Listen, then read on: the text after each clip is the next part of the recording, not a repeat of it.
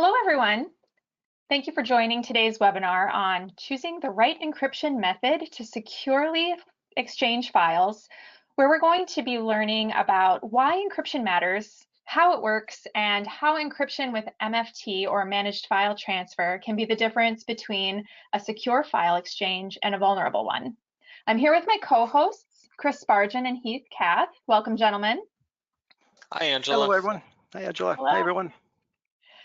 Before we kick things off, I'm just going to remind everyone that the event's scheduled for about an hour, and we are recording the event, so we'll be sending that link out to you all afterwards. You can feel free to ask any questions that you have throughout the presentation, and we have some team members on the line who will go ahead and answer those throughout the event, and then we'll try to save some time at the end to answer a few live.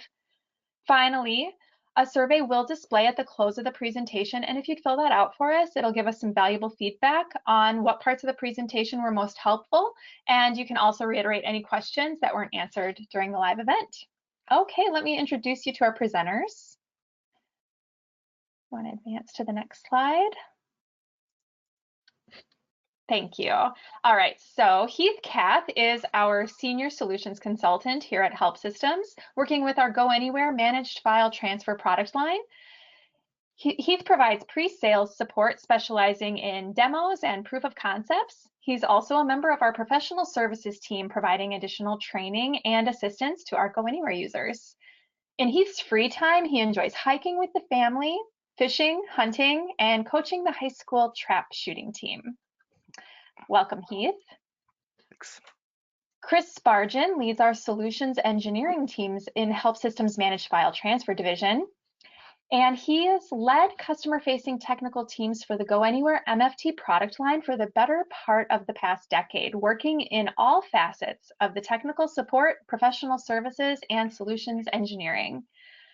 Chris has been fortunate to experience a multiplicity of customer deployments over his time and loves seeing customers simplify their business processes by automating and securing their data.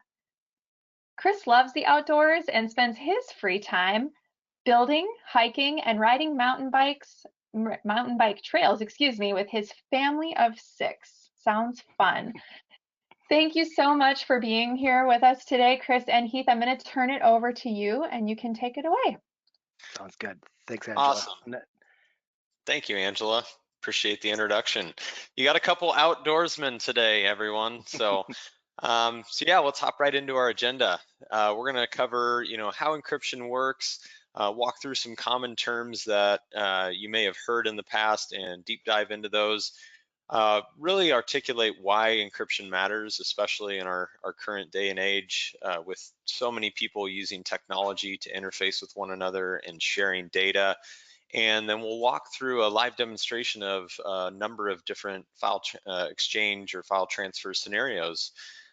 And then we'll wrap it up with the Q&A, as Angela alluded to. So, all right, let's hop into all things encryption. So at the end of the day, encryption is all about encoding data, messages or files, so that it's unusable or unreadable until it's decrypted. Typically, the stronger your encryption, the better off you're going to be. There are algorithms that will be out, or encryption algorithms that'll be out for about a decade, if that. There's some that get hacked and are vulnerable before that. So as a general best practice, the stronger stance or posture you take around encryption, the better. It's been around for a really long time, actually. So I pulled some fun historical facts here about encryption. So the ancient Egyptians used a simple form of encryption, as did Caesar, whose cipher stands as one of the most important examples of encryption in history.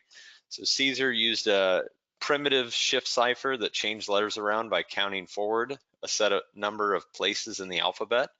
It was extraordinarily useful, though, because any of the information that was intercepted by his opponents were then practically useless. So very interesting that before technology really had a foothold in our modern world, encryption was being leveraged. So more recently, though, standards such as OpenPGP and NIST exist to leverage encryption in our modern technology. This is an essential component to using the internet today and retaining privacy. Next slide, please. All right, so we're going to get into the terms, and I kind of grouped these from beginning to end for the most part. So if we start with plain text, right, this would be the most basic encryption term, which is simple, but just as important as the others. So plain text would be an unencrypted, readable, plain message that anyone can read.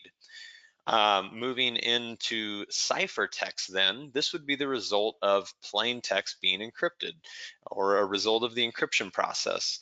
The encrypted plain text will appear as apparently random strings of characters, rendering them useless. A cipher is another way of referring to the encryption algorithm that transforms the plain text, hence the term ciphertext. So then we get into encryption. This would be the process of applying a mathematical function to a file that renders its contents unreadable and inaccessible unless you have the decryption key. Decryption would then be, if encryption is going to lock the file for us, the decryption is going to reverse that process, turning ciphertext back to plain text. Decryption will require two different elements, depending on what type of encryption and decryption you're doing, but that would include the correct password and the corresponding decryption algorithm. If we go into hash or hashing, when a website encrypts your password, it uses an encryption algorithm to convert your plain text password to a hash. A hash is different from an encryption in the fact that once data is hashed, it can't be unhashed, or it's extremely difficult to do that. Whereas encryption is a two-way function, hashing is a one-way function. So while it's technically possible to reverse hash something, the computing power that's required makes it unfeasible. And encryption is meant to protect data more in transit, whereas hashing is going to be leveraged to verify that a file or a piece of data hasn't been altered. Think of it as kind of like a checksum. Moving into salt then, or salting. So salting is a concept that typically pertains to password hashing. Essentially, it's a unique value that can be added to the end of the password to create a different hash value. This adds a layer of security to the hashing process, specifically against brute force attacks. A brute force attack is where a computer or botnet attempt every possible combination of letters and numbers until the password's found. So when salting, the additional value is referred to as a salt. And the idea is that by adding a salt to the end of a password and then hashing it, you've essentially complicated the password cracking process. All right, so we talked about keys a little bit, and there's two, I guess, to real quick explain, a key is a randomized string of bits that's used to encrypt and or decrypt data. There's two primary key systems that you should keep in mind as it pertains to cryptographic key systems that are going to be essential to encryption technology, and that's going to be asymmetric versus symmetric. So a symmetric key system is going to be used to, you're going to use the same secret key or private key to encrypt and decrypt. A good example of this would be password protecting your Excel file on your desktop, right? You can use that within Excel. You own the private key, you know that password or that key to unlock that Excel file on your desktop. Now, asymmetric key systems introduce key pairs, and that would include, a public and a private key when you establish your key pair. The public key would be leveraged for encrypting data, whereas your private key is going to be used for decrypting data. Professional tip here, you should never, ever, ever share your private keys. Occasionally we'll hear of processes where customers may be creating their key pairs and sharing the private key out to their trading partner and holding on to that public key. That's really not a best practice. And if you ever do share your private key, it's advisable to change that key pair and issue a new public key to your partners at that point. Asymmetric encryption or asymmetric key systems, think of OpenPGP or SSL certificates or SSH keys. These are all good examples of asymmetric encryption where a public key is going to be used to encrypt and can be shared with trading partners. And then a private key is going to be used to handle the decryption process. So Moving on, you may have also heard PGP, or I just referenced it. This stands for Pretty Good Privacy. It was created in 1991 by Phil Zimmerman, and it's really more of a collection of algorithms than a single one, all for hashing, data encryption, and then both the use of public and private key cryptography. Each step of that uses a different algorithm. And even though the term pretty good privacy, you may wonder, well, that doesn't sound very secure. It's been around for, multiple decades at this point. And because it's the collection of algorithms, right, opposed to a single, you're able to leverage more secure algorithms. As algorithms become outdated, new ones come out, and they're part of that PGP process. And finally, the email encryption. So this is something that there's multiple versions of this. You've probably heard about email encryption in a number of different ways. Typically, symmetric key encryption would be used from like your Gmails, your Outlooks, and sending email messages to maybe a group of users or a single user. Other solutions will leverage email to send a message with a link that you then open up in your browser and access, and that's going to be decrypted to the recipient at that point, which would follow more of the policies of asymmetric encryption. So this could be files as well as a message body. Let's go to the next slide, please, because I did want to just quickly illustrate kind of a diagram of both symmetric as well as asymmetric encryption. So when we look at this, the notable things to take away from symmetric encryption would be if I go back to that Excel example I gave earlier, if I've got a plain text Excel file, I password protect that Excel file and choose a form of encryption algorithm with that password protection. That password or the secret key is going to have to be shared with another recipient in order for them to take the ciphertext and turn it back into plain text. With asymmetric, you can see a kind of a workflow there where we take a raw file, we encrypt it using a public key. If it was one of my trading partners, it would be the public key that they provided to me, which is going to result in then a encrypted file. If I send that over email or FTP or maybe SFTP, my partner would then receive it. They'd have an encrypted file, and then they are the sole owners, or hopefully they're the sole owners of that private key, which they would then use to decrypt our file. And at that point, they have the raw file in its original format. So that's just a real quick overview of a lot of complex things that I just threw at you around encryption, but hopefully that helps everyone understand it a little bit better. And I'm going to turn it over to you, Heath. All right, thanks, Chris. Yeah, I just have a few slides to run through, then I'm going to jump to a demonstration where I'm going to show a lot of different examples here today. So I hope you're looking forward to that. The idea here is again about encryption. Make sure everything's all secure and all that.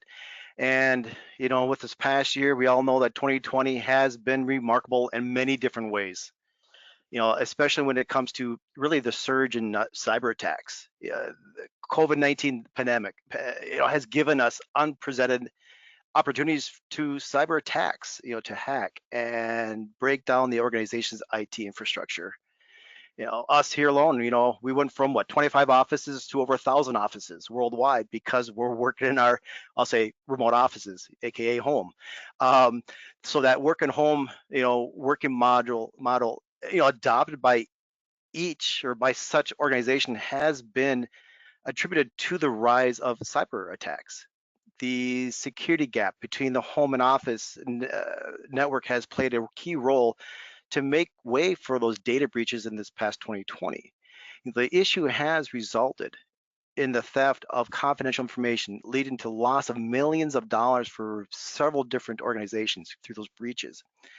And today, I have a few different ones here listed for us, but those cyber attacks have come up in so many different ways for trending, through phishing, cyber attacks, ransomware, ransom attacks, and all that.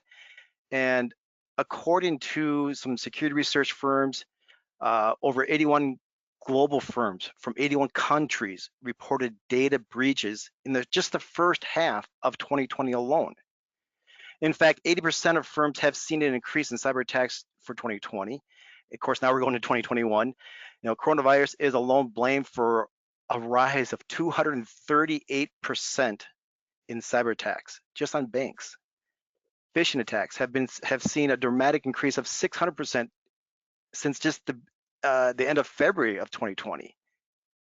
Again, whereas due to the pandemic, ransom attacks rose 140% just in March compared to the previous year. I mean, so this continues to be, be pounded on all these different companies, different organizations. And through some different researchers out there, I found some information from Security Boulevard, ZDNet, Security Magazine. So some of these breaches I'm listing here came from those different resources. They all have very similar content, how different companies were exposed. And I'm just going to run through here pretty quickly, but again, Microsoft was hit. We have IRS tax refunds. I mean, a US resident was jailed for using information leaked through data breaches to file fraudulent tax returns worth $12 million. Email it. It's actually an Italian email provider failed to protect the data of 600,000 users, leading to its sale on the dark web. Wattpad, Dickies, which is actually a U.S. barbecue restaurant chain, suffered a point-of-sale attack. They believe it was between July of 2019 and August 2020. 3 million customers had their credit card details later posted online. Whisper and several others. I mean, there's just so much out there. And a lot of the different resources I read into is that now the prediction for 2021, which we're now rolling straight forward, right? Head down, plowing through it, see how we can bounce back here from the coronavirus. But what will this cybersecurity landscape look like? Any cybersecurity professional will tell you that cybersecurity is a moving target. And per Hellenbach, he also mentioned that organizations must continually reassess and redeploy their cybersecurity strategies, but many had to lower their guards, in 2020. The realities of global pandemic, resourcing, and finances meant sidelining new security projects or accepting less visibility across the IT. And to stay ahead of the ransom attacks, Hellenbach also said that organizations will need the ability to see, to manage, and to control each and every endpoint in 2021. They need that security. They need to be protected one way or another here with their data.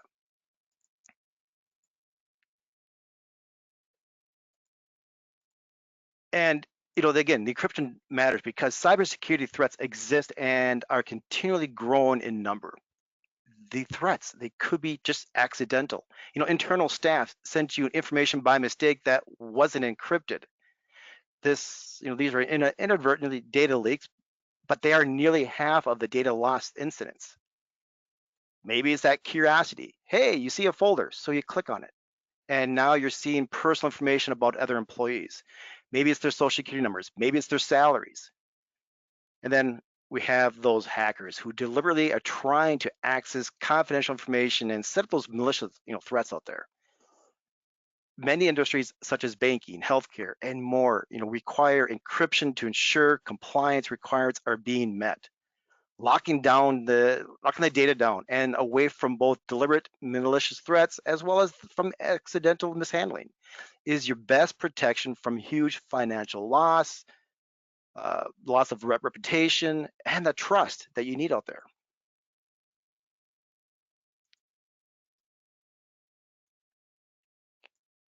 Why does encryption matter, and what is the right encryption method? Several factors must be considered before choosing the encryption standard to follow. Chris earlier talked about all the different types and what they're for and how they can kind of be built, right? Well, how sensitive is that data being exchanged? How will the data be transmitted? Is it just FTP or secure FTP, email, HTTP, etc.? Are the files large and should be compressed? What encryption method should be used within a zip file?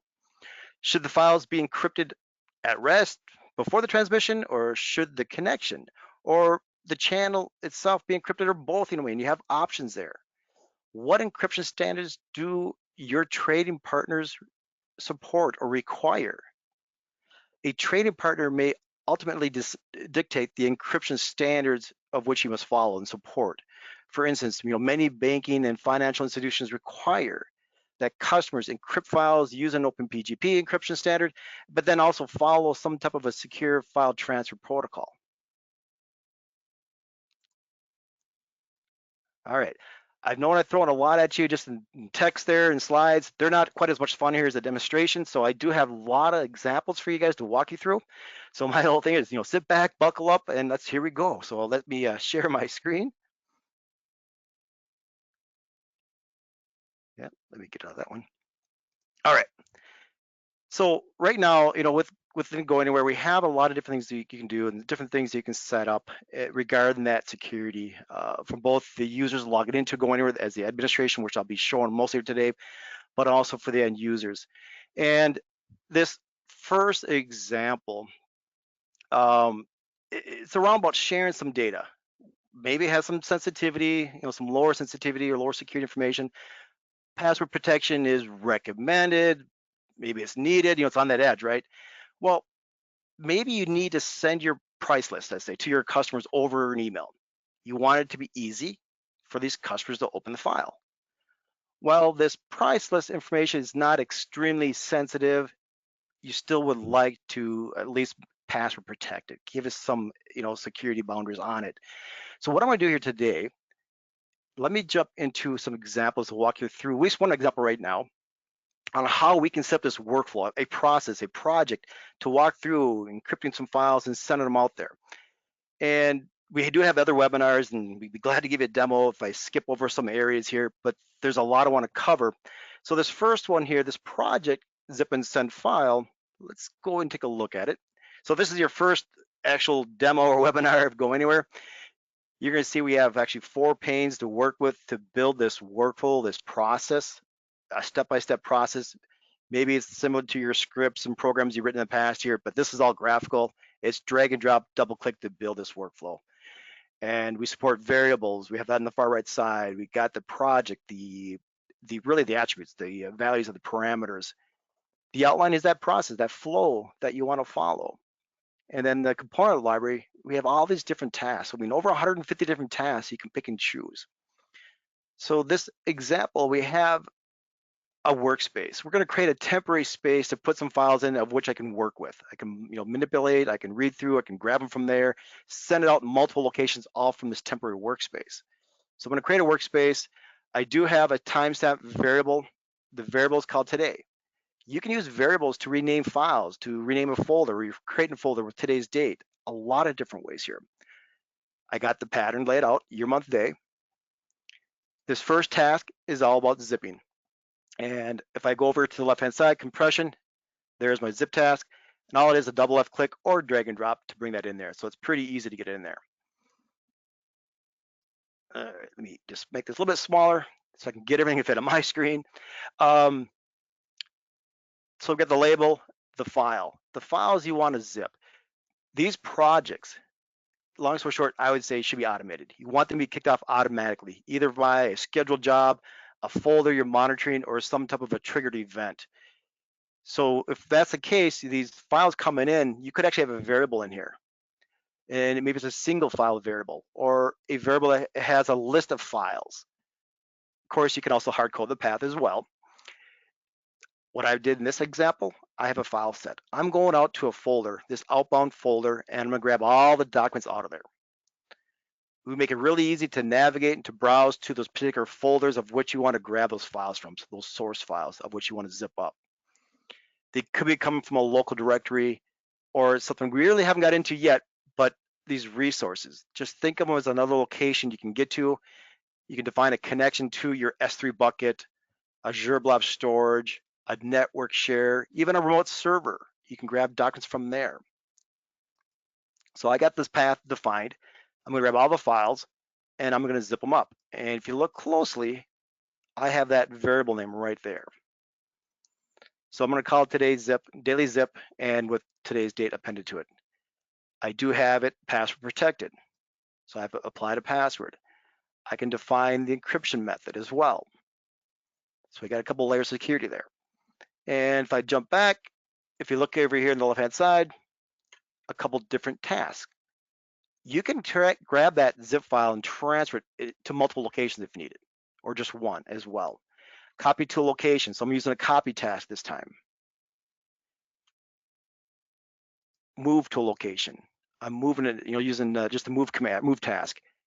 The source file, zip file. I didn't point that out, but let me go back here really quickly where I did the zip task. At the very bottom, I created a variable. Now think of this as a pointer to the files I just zipped up, the file I just created, the zip file. So I'm able to easily grab that zip file to point to it, to grab to it. I don't need to define that path to grab that file. That variable, by the way, when you create a variable, it's right over here. It's just drag and drop or double click to build that in there. The destination. Again, you can browse, you can navigate to those different folders, locations, those different resources to deliver it. In this example, I'm going to deliver it to a customer's inbound folder, and later on in another example, I'm going to show you how the user can log in and download this zip file. And then I do a little delete at the end. So I'm going to clean up these files that are temporarily being created. I do recommend having some error handling built into it. What if something goes wrong? If something goes wrong in this example, I'm going to call this error module, and I'm going to perform these tasks that are built in here. You can add more tasks to it, but I'm going to send a quick email out. I got my from and tos in here. These are through some variables. In fact, these are folder variables that are defined ahead of time. The message information, and even attach the job log. And this is the system job log. Again, just drag and drop that right into place there. You can validate at a high level. Can you compile these projects? Blue is good. Execute it, run it. Those files were just zipped up and delivered. And very quickly, just to summarize it, 7 files were put into this zip file with today's date, and I delivered in 2 different locations there, just like that. All right. To go on to my second example, I'm going to kind of start in on these resources. I teased it just a little bit ago about those resources. And to think about this here, to expand a bit more on this, you are the client. You are initiating the file transfers. Let's say you have highly sensitive banking information and you need to send your company's payroll direct deposit information to the bank.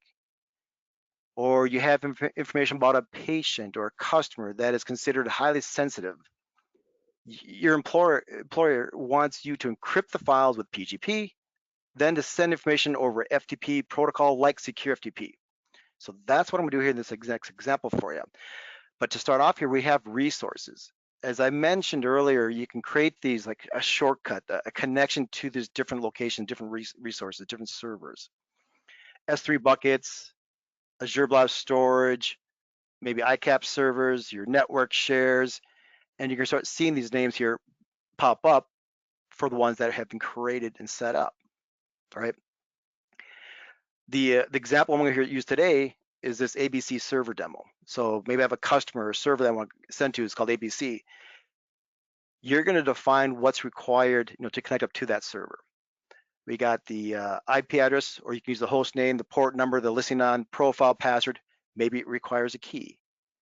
What's really nice about Go Anywhere, we have a built-in key vault that allows you to manage these keys. You can create new keys. You can import existing keys right there and easily select them. So you're going to set up that connection information and we allow you to test it out. Let's make sure you can knock on that door and they open up for you. So blue is good. Connections. You can define an automatic retry, a recovery option, right? What if that connection goes down, you have most of the files transferred? Well, if you set up that retry, hopefully we can pick it up here and reconnect and resume that file transfer versus starting over.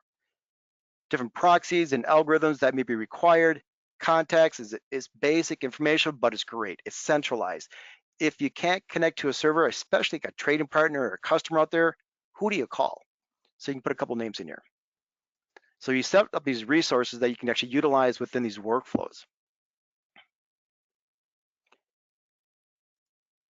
So the second project, I'm going to actually use that resource. We got that temporary workspace. This time we have a new task we haven't touched yet, the PGP encrypt task.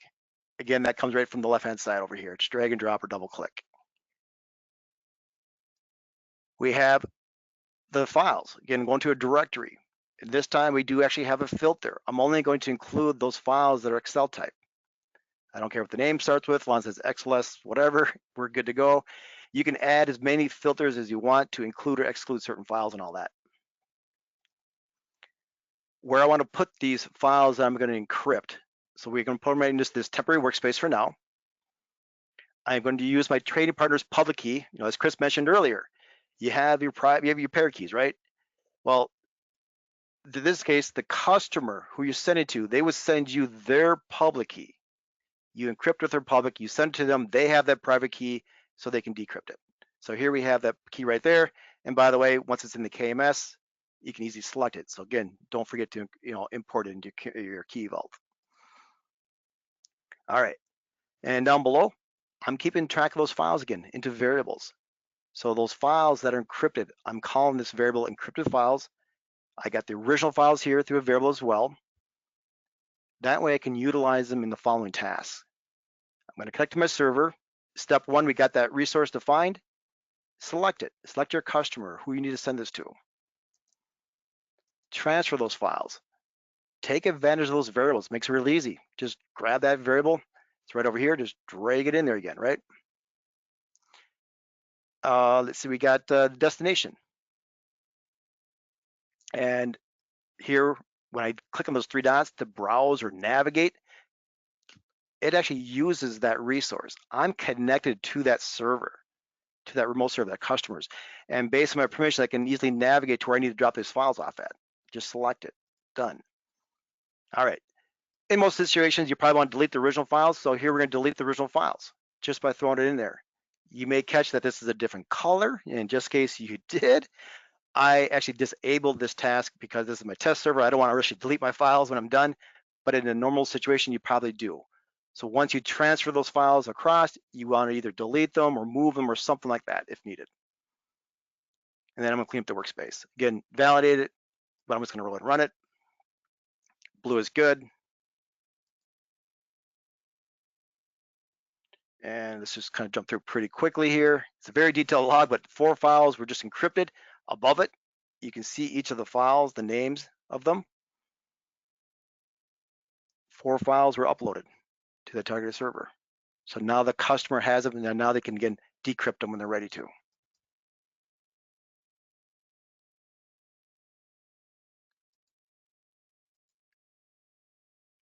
This next scenario is more around just the authentication. I want to talk a little more about this. Where maybe a signed certificate is required.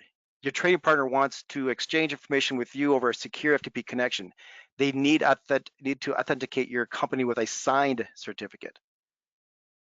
Using a signed certificate to authenticate the connection. So just it makes them feel better. They know exactly you're going to a secure site and all that. And you can start off by just starting to manage those certs, right? Manage these keys within the KMS. So this is the KMS I mentioned earlier. You got your key vaults out here, and you can start managing those certs, your SSH keys and PGP keys. Let me jump into this certificates. This is one way to get into it by clicking that 66 hyperlink there. But you can also just click on the cogwheel. But anyhow, here we have some certs out there. Here we have the Go Anywhere wildcard certificate signed by GoDaddy. So I can see right there, we have this cert. I can actually use this cert right there, okay? When you create these certificates, again, if you need it to be signed, you create the certificate on the cogwheel. You can generate the CSR, send the CSR to maybe GoDaddy, GlobalSign, DigiCert, or some other provider out there. Give them a little bit of money, they'll send it back to you, and then you can import that CA reply. So now you have that signed cert of which you can use.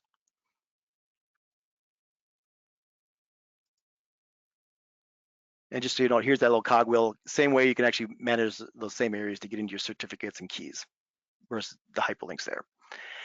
Hey Heath, real quick, Yeah, one thing I'd add around our key management system in Go Anywhere is a fair bit of applications will sometimes have their key stores on the file system. And one thing about our key management system is we do have a file-based key access if it's required for some reason. But typically keeping your key stores on the file system is not considered best practice. Instead, we retain it inside of our database. It's encrypted, and one thing to point out with that. So just wanted to mention that. That's a great point. Absolutely. So you do have options there as well. So that's not a problem. So you got file-based keys, or they within Go Anywhere with a KMS as well. So some really good options there for you. Just to show you some examples, again, with time-wise, I'm gonna keep moving right along. But within these resources, let's say you want to do that FTPS connection. You're the client. You're initiating the connection to some other server out there using FTPS. And let me jump down into, I think this one has one set up. You got to get information about that server, how I want to connect to it, but just to jump to it, I always do it, certificates tab, we have that key vault, and there it is. Again, we do support file-based keys as well. So it's not a problem there. Set it up, define it, select it, and you're good to go. How about you as a listener? If I jump over that side really quickly, and I'll just pick on the same thing, FTPS over here. So customers coming to your server. And I'll just jump down to this right away. Down the bottom, certificate location. So we have the key vault, and we got the key selected right there.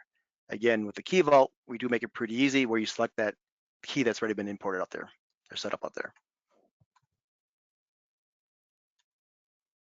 And just to show it to you now, for that warm handshake, if you look up on top, it might be a little hard to see, but I have a couple different sites I'm going to. You can see that padlock just left of my connection here through this HTTPS connection. This is a closed padlock, so we know it's a secure connection. You can also click on it. You can actually view the certificate and verify it as well. This one here has been signed by GoDaddy. Or if I jump over here, pretty obvious, not secure. So we don't have a certificate that's been signed there. It's just, again, what do you want there? Some sites may prevent you from connecting up again if you have to have that signed certificate. All right, so I'm going to switch gears here in my next example. And again, just expanding a little bit more on encryption.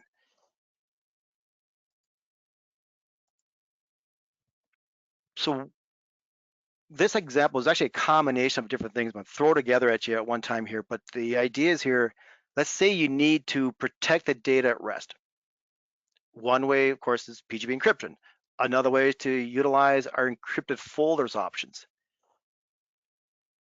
And within the encrypted folders, you can actually set up these folders to be encrypted. That is, when data, these files, these docs are placed into these folders using Go Anywhere, they're automatically protected at rest with AES 256-bit encryption easily and really seamlessly too, as well for the end users. They don't know it. So it's really easy to set up. You just walk it through a little wizard, a few steps later, you're done. You have that folder set up for encryption. So again, it's all about making sure your data is secure. So let's say a customer or trading partner needs to upload a file to your server. Once it lands there, you need to protect it. This is a great way to do that. They could be using FileZilla. They could be using like our web client through our secure folders options. Let me just go ahead and log out really quickly just to show it to you. So you can actually have a web client page where these users can log into. And you can customize, you can rebrand this page, making sure it's yours. You can have your own image, your own logo and disclaimers. So again, you can customize it. The user would securely, connect up here.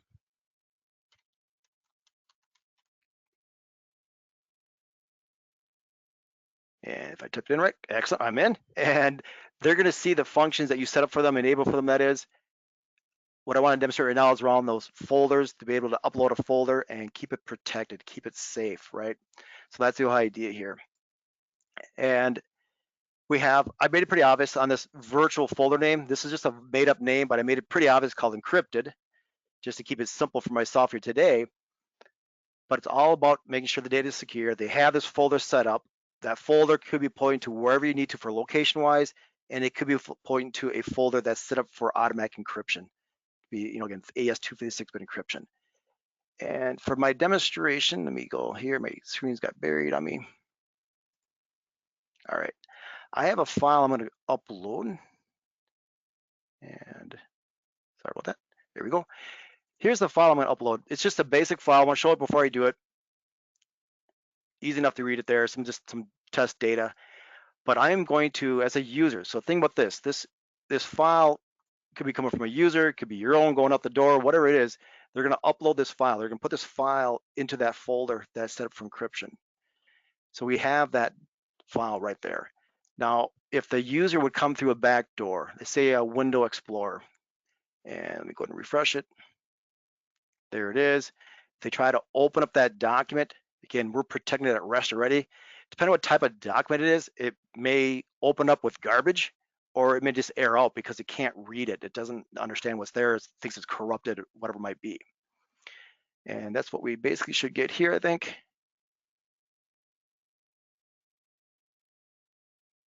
And yeah, there it is. So it can't open it. Easy enough there. But now, within Go Anywhere, as long as you go anywhere to grab that file, to download it, so another user logging in to download it, or an application within Go Anywhere, a project to move it around, it will be decrypted automatically. What I'm going to show you, just keep it simple. Within Go Anywhere, the admin, I have permission to download. There's that document. You can see the date and time there. I can grab it, download it. And now when I open it, it should go back to what we saw originally, and there it is. So great way to help you can protect your data. As the second part of this example, we're going to go into actually back into the workflows, these projects. Maybe you have some larger files, sensitive files. You need to securely FTP it, or maybe email the docs out. This project is like, or very similar to what we ran earlier, but I have a little bit of a twist to it.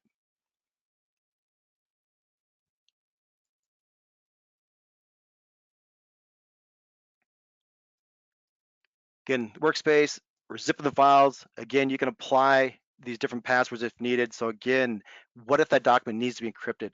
Maybe you're sending out purchase orders that have some fairly sensitive information. Maybe you have some larger files or many files, and you want to zip them together, compress them, right?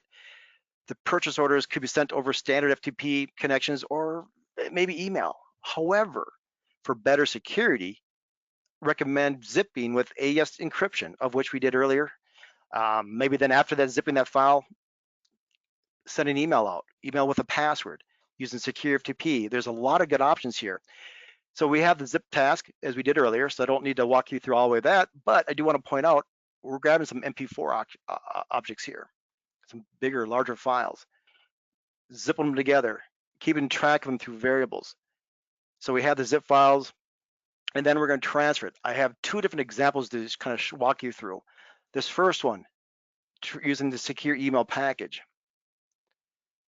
File transfer, Go Anywhere, we can actually send out secure emails, of which the recipient will receive a link, as I think Christy mentioned earlier, they can download the documents. And let's see, we got that going out there. We also have, by the way, there's your source file right there. Maybe you want to transfer it using secure FTP. You got that resource, the customer, the server you want to connect to. Transfer the files with this put element. Again, grab those zip files to that variable, really easy. And then we do a little delete of the workspace and some error handling. This one here did run earlier. I actually had this one scheduled to run. I had it automated. And if I jump to audit logs, this is example 3-zip. And let's see here, there it is. So this one here was scheduled to run at 9 a.m. and it ran, and it's green check mark, so we know it ran successfully. And I can easily dive into that job log and we can see what happened. 2 files were just built or put into that zip file. That zip file was then sent out. This first one here, this was that secure email, a package was sent out. Then I followed by a put to a remote server. Both were done successfully. Let me back out here for a quick second. I'm going to tease you with something, which I'll walk you through this a little bit more later on, but that went out through secure email. And if you look right above it, there's a secure email project that was kicked off. It was kicked off by a trigger, by the way, in this one, which means that when this email went out, my documents were scanned. They were scanned for maybe viruses, or scanned, in my case, probably for PII, if they have any PCI, or for the data loss protection. And let me check to see if I got that email for you quickly here. Hopefully I didn't delete it on you. I might have. Just cleaning things up before the demo. I forgot that went out. That's all right, but I'll get a link that would allow me to download those documents directly pretty easily there. Okay.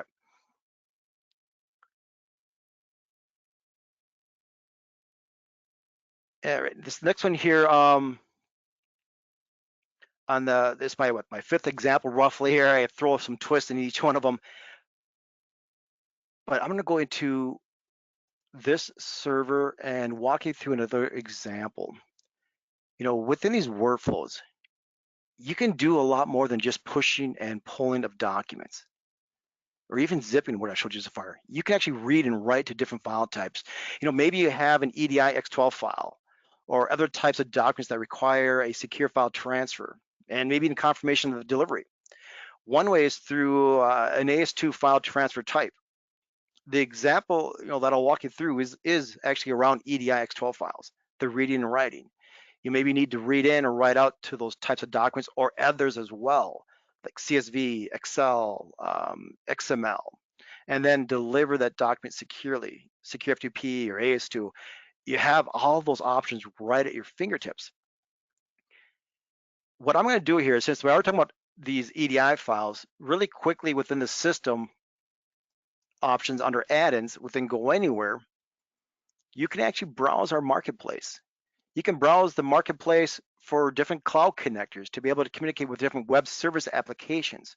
We have over 38, or at least 38 different cloud connectors out there, allowing you to communicate with them. My example is actually on EDI. And we have over 8,500 combinations of these. So if you have an 837, type that in there and you can see all the different ones with the different versions that we support. My example actually is on an 850. And again, the different versions. Mine's on a 4010, so I'd be installing that one. But we have all that ones as well. Once you have it installed, you'll see it listed there, and now you can start actually using it within these workflows.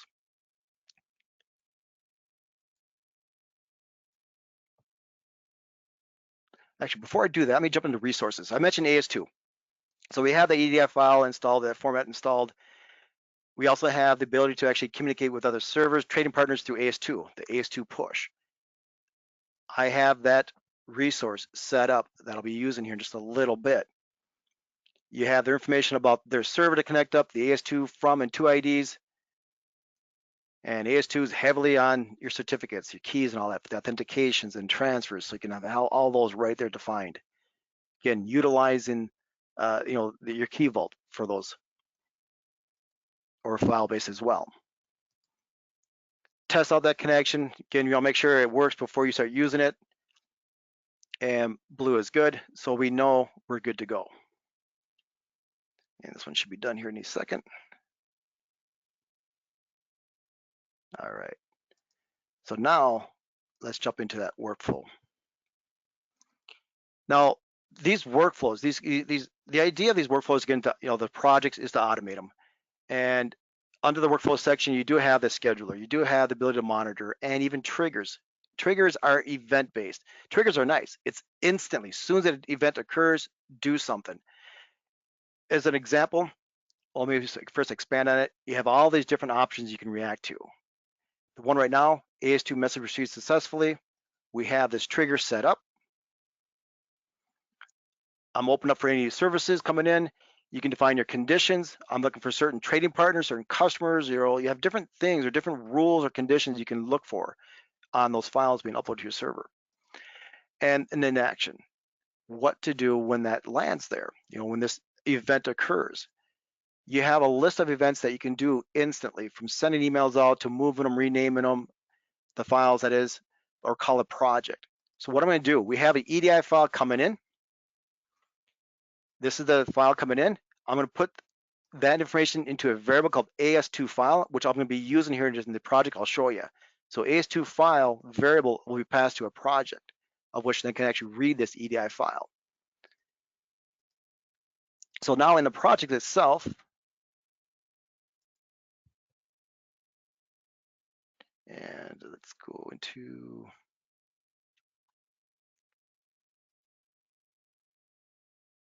this one. All right. Read. this is coming from the data translation right over here on the left-hand side. We want to do that read EDI. Just drag and drop again, or double click to build that or bring that task into it. Here's that variable coming from that trigger, so that file. The transaction set, select that transaction set you just downloaded, installed, that you have to use for mapping. And then we're going to launch this mapping wizard to really build up that relationship. You know, what information do you want to extract out of that EDI file? This one here is just the N1 data. The left-hand side, by the way, here's that EDI file. And you can see what information I'm extracting out. It's simply just drag and drop to bring it across there. It's just like that. So what we're doing, again, we're mapping up, we're extracting information from the EDI file, and we're put into a what we call a row set variable. This variable, in this example, is called N1 data. N1 data is going to contain all this information that it can use later on. The one above it actually has 4 other row sets defined, containing information regarding the reference and the package data, etc. Once we have that information in those row sets, it's up to you what you want to do with them. Maybe you want to turn around and do an SQL, insert to a table. Or what we're doing here is writing out to a document. So you can actually write to a CSV or an Excel or XML or a flat file, etc.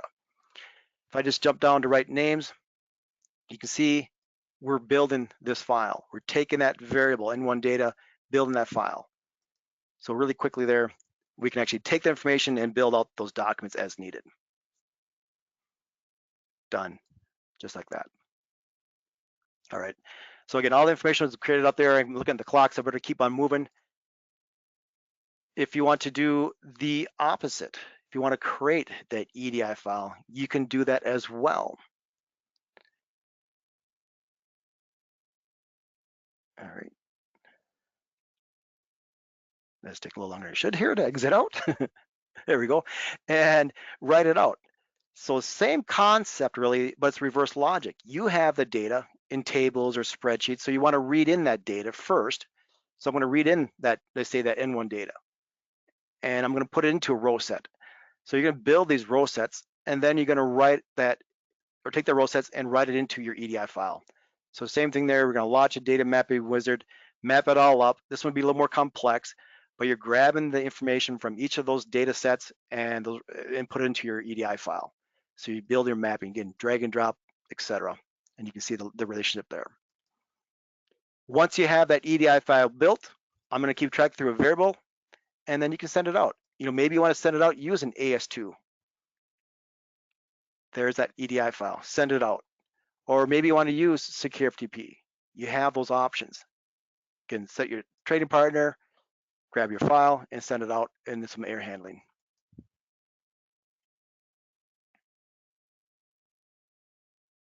And just like that, again, you can have the confirmation come back for the AS2, which is nice about that. The AS2 is like a round robin life cycle. Encrypting the file, signing the file, delivering the file. They're going to confirm it, make sure they can read it, and then send you confirmation back. But we got the whole life cycle being done there with AS2. But again, all that information is being tracked, written to your detail auto log, so you can review the history of it. And real quick, Heath, I guess since we are on the topic of encryption, so AS2, we actually did a deep dive webinar of this, and it can be found on our website under our webinars, which is under our resources page.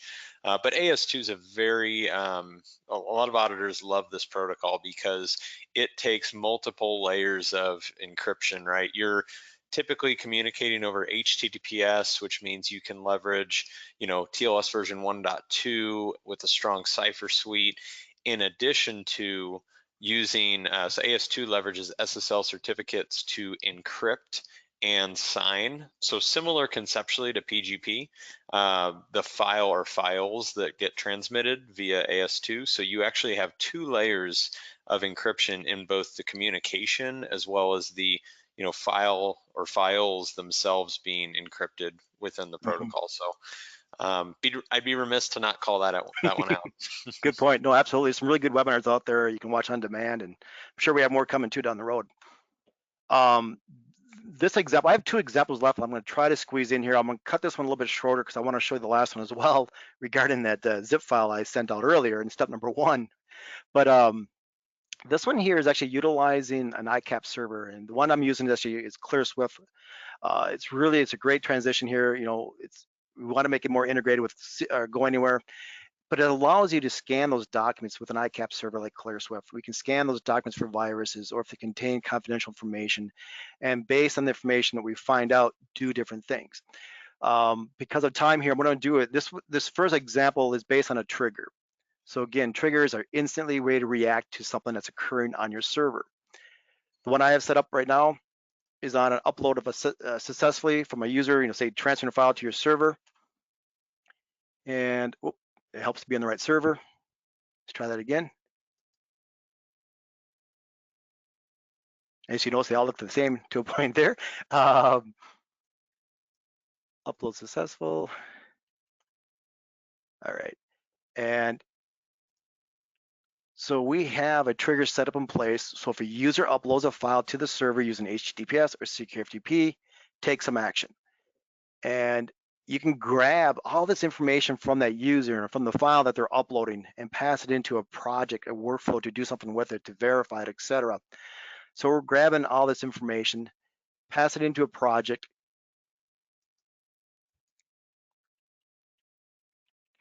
and let's see, I need to go into this one. So long story short, we're going to take that information, we're going to connect to an ICAP server and scan those documents. Scan that doc, make sure it's clean there. We're going to grab that status, the statuses that are being returned. There's an ICAP status and HTTPS status code, and based on what we find out, do different things. A 204 means it's clean. The file is good to go, let it go through. Otherwise, if it's 200 or 400, we're going to block it. If it's a 200 and a 200, we're going to redact it. So let me just do this. I'm going to connect up. Oops. I'm having good luck here. Yeah, that's all right. While you're setting that up, Heath, I'll just kind of fill that in. So, the important piece of this is, as we've said multiple times throughout this webinar, it's more than just a one-off encryption task. Like securing, your data transmissions like this sometimes requires multiple approaches. So in this instance, we would be encrypting and protecting the data transmission, but what Heath was alluding to earlier, be it accidental or purposeful intent based on a user-to-user transfer type, leveraging our ICAP functionality and a DLP solution like this can really help prevent sensitive information from leaving your organization. So, part of Help Systems' vision here is we ultimately want to help all of our customers build a better IT, and having solutions that complement one another like this can really help you with your overall security posture. So. Excellent. And as you guys can see there, I was kind of talking and walking along here. Hopefully you saw that. But that original file I brought up earlier had a social security number in it, and now it's being redacted. It's being blocked, masked there, so it's safe and secure.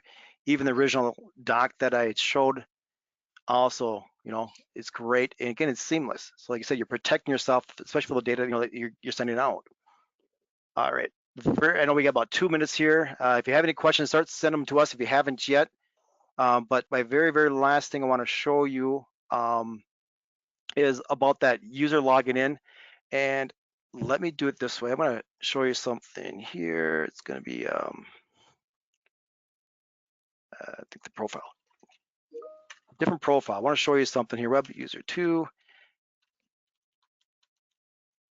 And log in.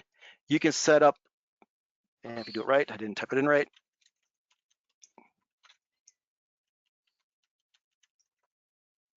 Set up multi-factor authentication. In this example here, we can send an email or text message, send it out. I'll get a quick 6-digit code, which allows me to log in. I got it.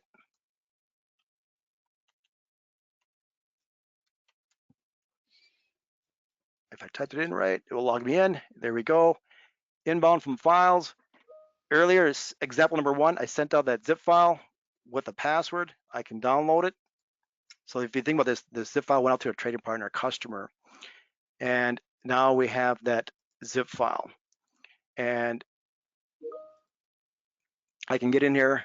Let's see here. Right now, if I just try to open up, it's gonna be garbage. I can't do it. Let me go ahead and extract all. Okay, and there is a password on it. So let's see here. Oh, hang on. There's my date. By the way, there's that date timestamp applied to it that I did earlier with the renaming. But if I do the extract files, it's on a different screen, and type in the correct password, it should open up just fine. Unzip it, that is. There they are. If I grab a quick object here, and there you go, so you can read it. If I apply the wrong password, it'll tell you pretty obviously there, but I don't want to do it this time because of time. But let me jump back here. Again, there's a lot there. I went through a few examples pretty quickly, but a lot we can do with you guys there, in sense of security-wise. Yeah, thanks, Heath. All right, so we had a couple questions come in. I know we're at the top of the hour. Happy to, as long as we have attendees still in asking questions, happy to continue this. So William had asked, with two-factor authentication, can you set that up by user or group, or is it all or nothing? So you can do this on a per user basis, and then you can scale that easier by leveraging our web user template functionality, in that when a new user is created, if you've got certain users, maybe it's your trading partners that need to leverage multi-factor authentication, you can have that defined at the web user template layer. So great question. Excellent, yeah, absolutely. You see anything else out there, or people still on board yet with us? Looks like Sabari has his hand raised. And we've also got a hand raising from Jennifer here. Angela, would you be able to unmute one of them at a time? I think Sabari had his hand raised first. Absolutely. Let me just log in here and find them in the list.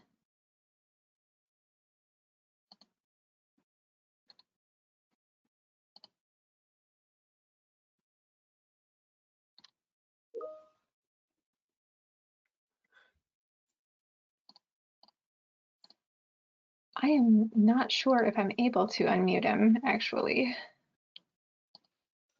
It's not allowing me to. But Sabari, if you would like to just post your question directly in the Hello. chat. Oh, there. There we go. Thank you. Yeah. Hi.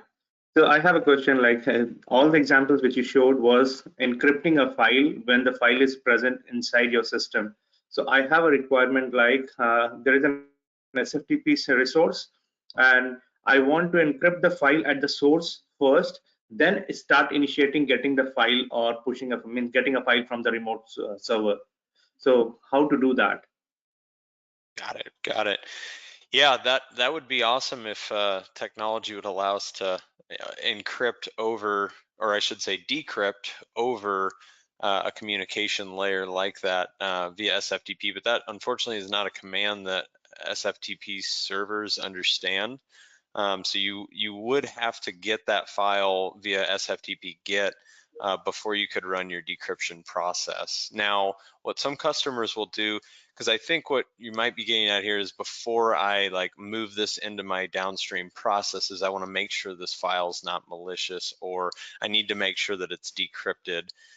So one thing that customers will leverage for that is using a temporary workspace directory, or potentially having a quarantine folder where a file will land and then get decrypted, then get scanned, or maybe packet inspection occurs. There's a few different manners in which you could go about making sure that the file is safe for processing.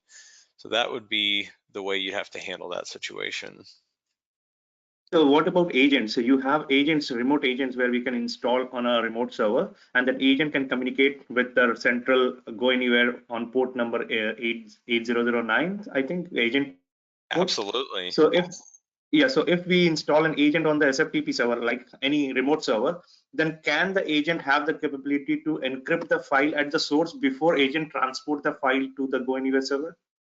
Yes, absolutely. In that case, if you take the SFTP protocol out of the mix and you're leveraging our agents do have the PGP functionality on them. So that's actually something we are seeing more and more of. Agents have been out for a number of years, but we are seeing more customers who want to take some of the manual processes out of their partners' hands, and they're deploying agents to their trading partner locations. And because of the auditing, because of the file system restriction processes you can put in place for your agents, that gives your trading partner peace of mind, being able to see and audit that you don't have access outside of the folders that you've agreed upon with them. So that's a great point. Okay. And last question, I saw one base directory file set where in the live demo you showed that there is a wild character, like how the pattern should be defined, include .xls, star.xls. Can we define more patterns, include .xls, comma separated, .csv, .pdf, like that? Yeah, you can actually apply multiple filters in. So it wouldn't be comma separated. You just have to add additional filters. But functionally, it accomplishes the same thing. So you could define multiple extensions in that case. Yep. And if you needed to expand it, to say you have a file out there and it kind of meets that wildcard search, but you need to check it further, you could also do additional checking within the project, the workflow. You can parse out that file name. Okay. Yeah, thank you. Yeah. Thank you. Great question. And hi, Jen, Jennifer. I have, and I have unmuted Jennifer too. Yep. Okay, hi. Okay, so you mentioned the web client. We have a license for MFT. I wonder if web client is come with the MFT or we need to buy additional license? Yeah, that's a great question. So ultimately, your account manager will be able to kind of explain the options. Our web client interface is the web page that is powered by our HTTPS service. There are 4 different modules within our web client that are each licensed individually. So just think of the web client as it's the web page that our HTTPS service represents. The functionality in there, like the secure mail or secure folders or Go Drive or secure forms, those are all individually licensed. And your account manager should be able to help answer any specific questions around what you currently have and what it would cost if you want to leverage one of those modules. Okay, thank you. The reason I'm asking is we are currently using, a tool called EFT Express from a company called Global Scape. I don't know if you heard this tool or not. It's doing the similar. It's doing the similar thing. So we have MFT. We have the Global EFT Express as well. But I really feel the EFT Express is doing the same thing as the web client doing. So I wonder what's the advantage of your web client over the EFT Express? Yeah, that's a great question. So, and this will be for everyone more broadly speaking, we help systems actually did acquire GlobalScape. So those are it's a very similar solution to Go Anywhere MFT. There are some differences between the two, and that acquisition occurred within the last couple months. So we are currently defining, what are some of those key differences between the two. I want to say, I guess if anyone else has this question, this is probably a conversation that is a little bit outside the scope of what we're covering today in our webinar, but we're happy to hold a separate meeting to kind of discuss that with our GlobalScape colleagues as well as our Go Anywhere colleagues, and we'll be able to explain the difference more in detail and kind of see how you're using Express versus MFT. So that's a great question. Oh, thank you. Yeah, I might follow up with my account manager. Hopefully your team can give us a demo for the difference, because we purchased two tools. I just wonder if it's necessary to using 2 tools or just using 1 tool. Right. Yeah, great question. Hey, Heath, real quick, would you mind showing your MFT instance again? Eric asked a question here about secure folders encrypting from the encrypted folder down, or all folders on the same Oh. level as the encrypted folder. So I just wanted to Gotcha. point out, with encrypted folders, yeah, when you define an encrypted folder here, that folder and subfolders will be encrypted. So once you define, or like Heath is walking through what it's like to encrypt the folder, at that point we would need to simply define that folder under your user or a group of users kind of home directory structure. So what a lot of customers will do is our web docs folder that we ship with the product, that's kind of the area that by default will house all the unique user accounts, unique home directories.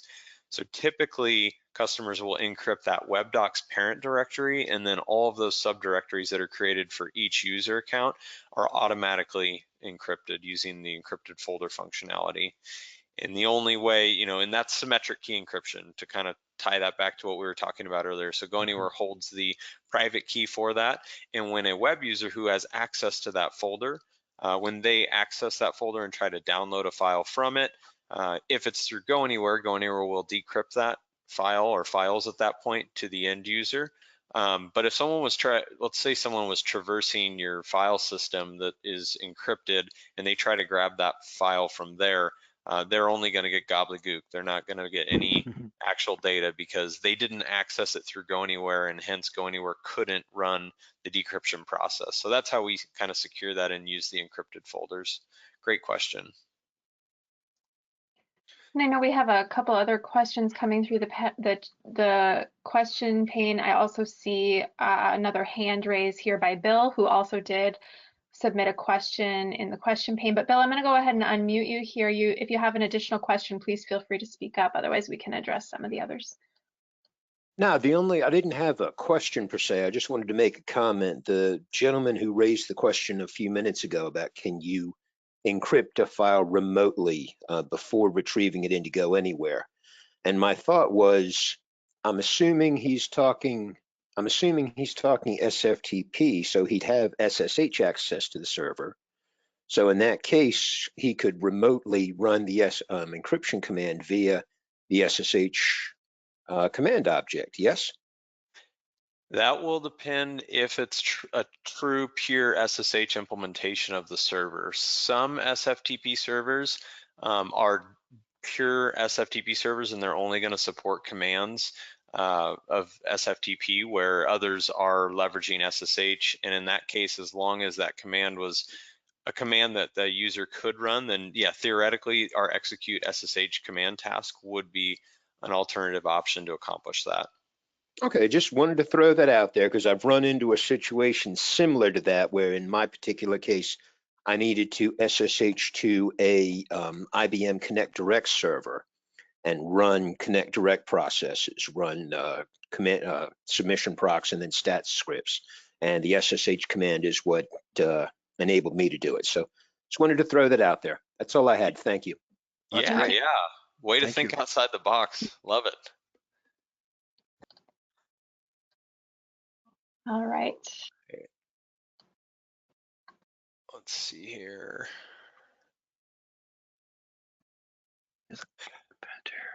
I think I think Leah Nelson, she posed a really good question about how do you deal with customers who are maybe using old versions of PGP that are no longer considered secure. So this is kind of the yin and yang of security, right?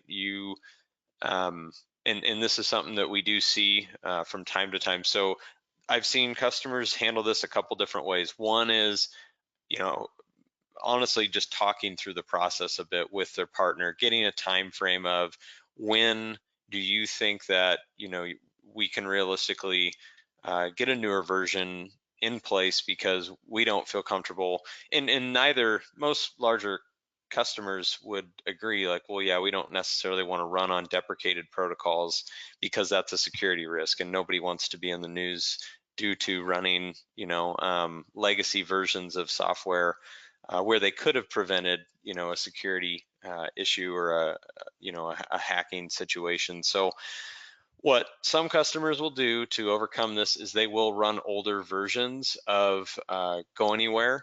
And I have even seen running a specific version of Go Anywhere to remain compatible specifically with that trading partner while using a newer version of Go Anywhere to facilitate their more recent, trading partners. So I have seen that. Go Anywhere does play well.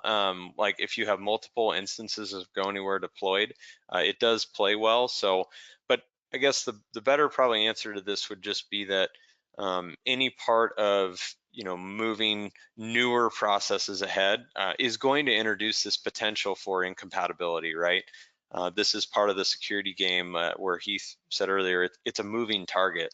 So I typically what I recommend, and the best way to head off issues like that is to kind of establish an agreed upon internal SDLC type process with Go Anywhere, where you've got a development or test environment where you can install newer versions of the product and run that compatibility check before you're actually in a position where you need to migrate into your production environment the latest version, right? And that allows you to have that conversation before it becomes quite as urgent. You're able to have some discussions with your partner around, okay, when can you realistically get upgraded? And again, usually pointing to, this is a security vulnerability. Surely you guys are going to address this at some point down the road, right? And that typically we find that conversation that occurs, if it's not as urgent, meaning you have an upgraded production and now you've got a production issue, it's happened in a UAT environment and you maybe are still 3 to 6 months away from incorporating the latest version of Go Anywhere into your production environment. That allows, I guess, that conversation it just gives you some grace period, if you will, before it's as critical of an issue. But yeah, optionally, you could leverage an older version of Go Anywhere if it is a partner that can't upgrade for, let's say, a year or two. But there are multiple options for that. Happy to have a deeper conversation around that.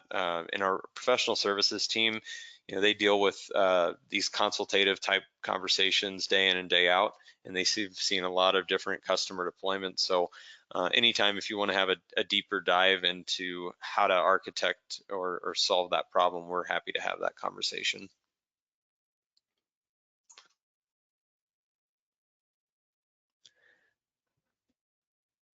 Great question.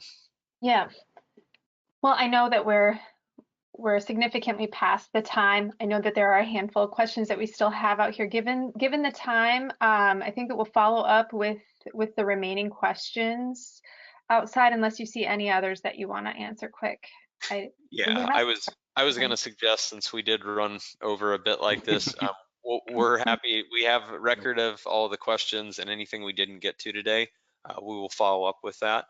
And yeah, I guess I just want to round it out by thanking everyone for their time. It's always good when people are willing to stay after. It shows you're engaged, and we really appreciate your attendance with us today. We hope it's been beneficial for you all. And yeah, any questions you have, there's our contact info. Get a hold of us, and yeah, go forth into 2021 with security as top of mind. Awesome. Thank you both for presenting today. Really appreciate it. And thank you everyone for staying on the line. All the great questions, really appreciate it. And we'll talk to y'all soon. Thanks everyone. Stay healthy, stay safe, stay secure. Bye. Absolutely. Take care.